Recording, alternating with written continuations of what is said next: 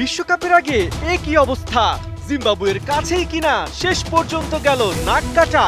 যতই হোক সিরিজ জয়, ওয়ার্ল্ড কাপের আগে এই হার কিছুটা কি হরালো না ভয়?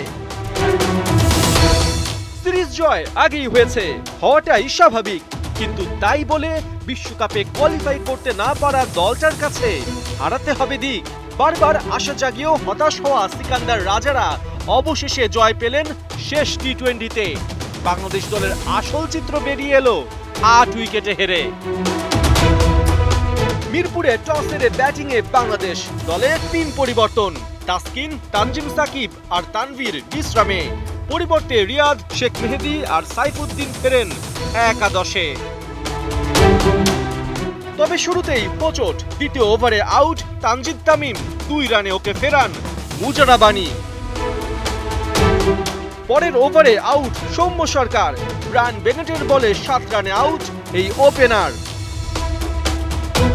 টানা দ্বিতীয় ম্যাচেও হাসেনি তাওহিদ হৃদয়ের ব্যাট, 1 রানে ওকে ফেরান ব্রায়ান বেনেট। দলের ব্যাটিং বিপর্যয়ে হাল ধরেন শান্ত আর মাহমুদুল্লাহ, চতুর্থ উইকেটে 69 রান করেন জমা। অনেকদিন পর শান্তর ব্যাটে রান, 28 বলে 36 রানে থামেন টাইগার কাপ্তান।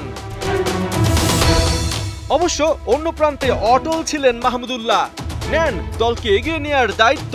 টি-20-তে অষ্টম 50 বুঝিয়ে দেন অভিজ্ঞতার আসল মূল্য। শেষ দিকে সাকিবের 17 বলে 21 আর জাকের আলীর অপরাজিত 24 রানে বাংলাদেশ 6 উইকেটে 157 রান বোর্ডে তোলে। লক্ষ্য তাড়া করতে নেমে ব্যাটে ঝড় তোলেন ব্রায়ান, ওকে থামাতে টাইগার বোলাররা 6 রান। পঞ্চম ওভারে সাকিবের দুরন্ত ঘূর্ণি, ব্যক্তিগত 1 রানে আউট মারুমানি। তবে বেনেট আর সিকান্দার রাজা টাইগার বোলারদের উপর চালাতে থাকেন ছড়ি।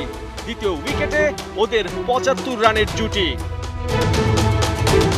সাইফুদ্দিনের বলে 70 রানে ফেরেন ব্রায়ান বেনেট, তবে সিকান্দার রাজা আর ক্যাম্পবেল জিম্বাবুয়েকে জিতিয়েই মাঠ ছাড়েন। রোডেশিয়ানদের জয় 8 উইকেটে।